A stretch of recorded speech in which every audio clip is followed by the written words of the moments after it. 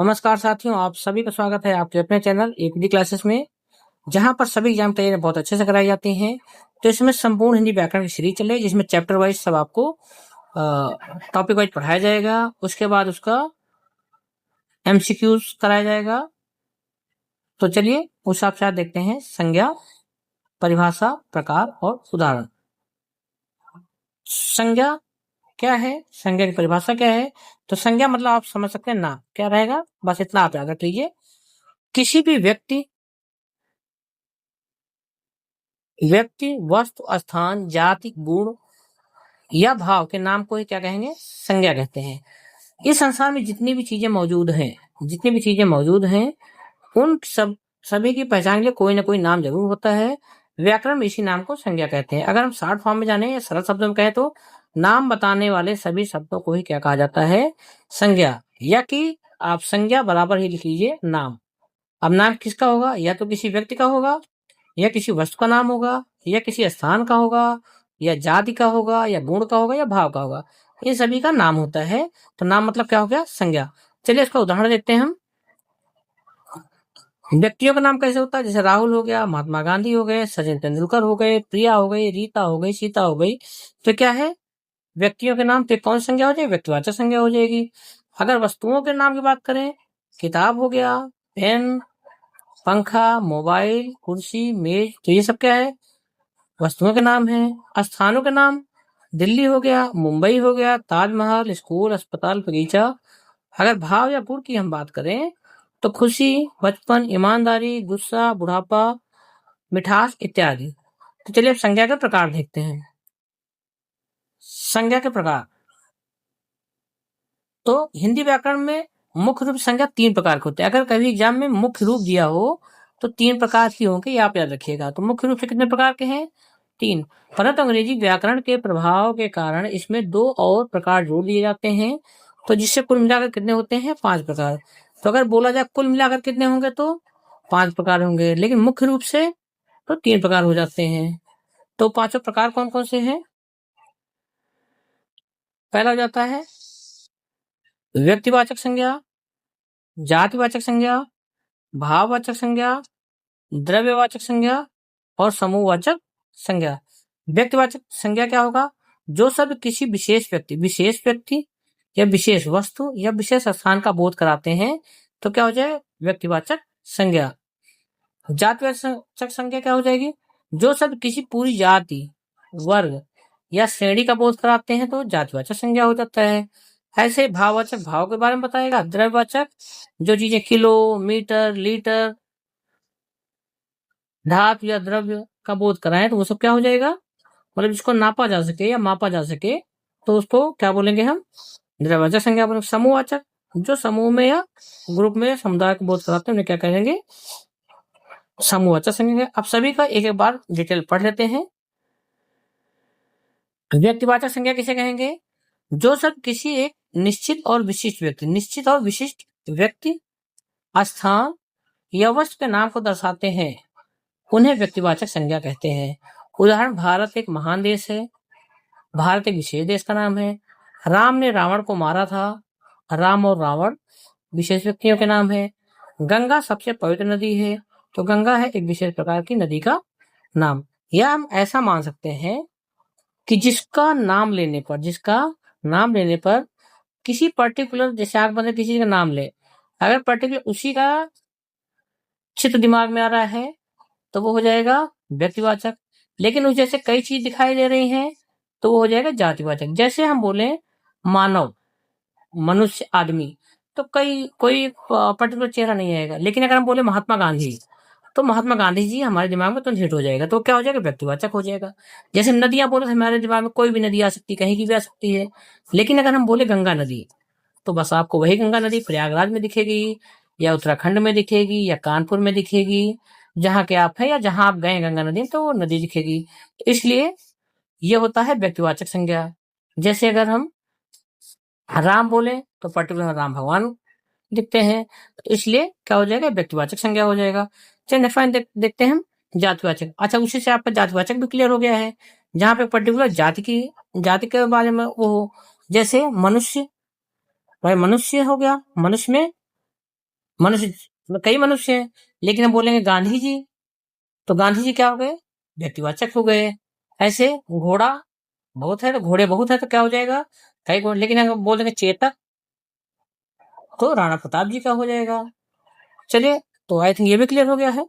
जो शब्द किसी एक ही प्रकार की सभी वस्तुओं, व्यक्तियों या स्थानों की पूरी जाति या वर्ग का बोध कराते हैं, उन्हें जातिवाचक संज्ञा कहते हैं। जैसे मैदान में लड़के खेल रहे हैं तो लड़के बहुत सारे हैं, लेकिन अगर बोला जाए कि अच्छा यहाँ पे सभी लड़कों की जाति है, लेकिन अगर बोला राम खेल रहा है तो राम हो गया। अगर बोल दें वैभव सूर्यवंशी बैटिंग कर रहा है, दिमाग में कौन आया? वही एक लड़का आया जो अच्छे से बैटिंग कर रहा है। अगर बात किया जाए वहां बहुत सारे पेड़ लग रहे हैं तो सभी पेड़ों की जातियां आ जाएगी। मुझे किताबें पढ़ना पसंद है, तो कोई भी किताब हो सकती है। लेकिन अगर बोला जाए मुझे भगवत गीता पसंद है, तो व्यक्तिवाचक हो गया। ऐसे नेक्स्ट वन देखते हैं भाववाचक संज्ञा, जहां पे इमोशंस दिखे या आपके भाव दिखे। जिन शब्दों से किसी चीज या व्यक्ति के गुण, दोष, दशा या भाव या अवस्था, ये इतना चीज याद रखिएगा, व्यक्ति के गुण, दोष, दशा, भाव या अवस्था का पता चलता है, उन्हें भाववाचक संज्ञा कहते हैं।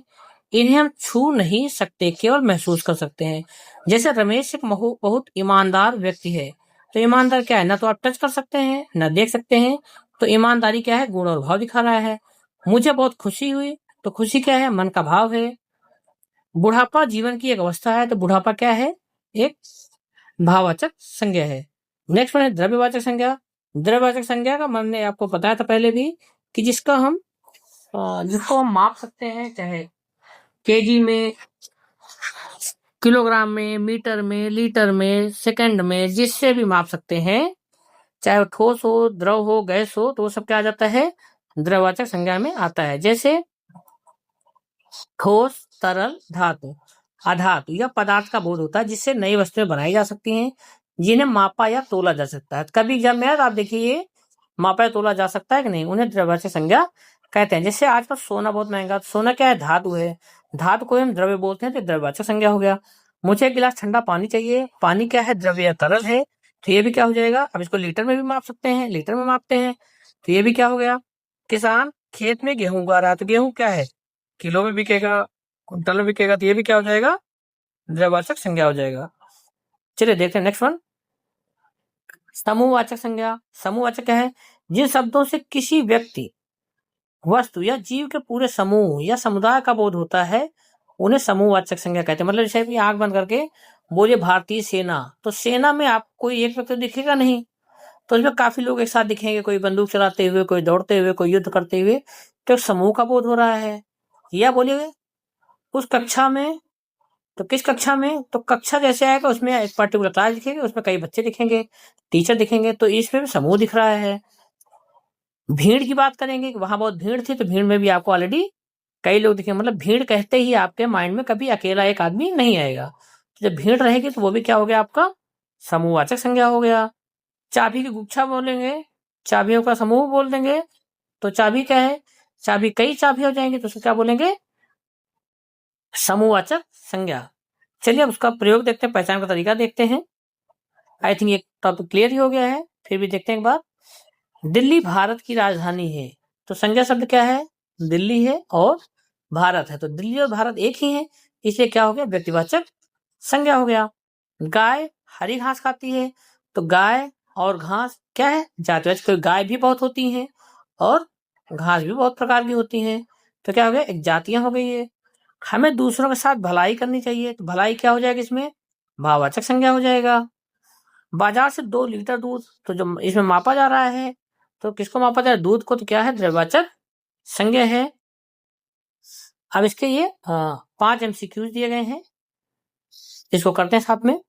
रामायण शब्द में कौन सी संज्ञा है? जातिवाचक, व्यक्तिवाचक, भाववाचक या समूहवाचक?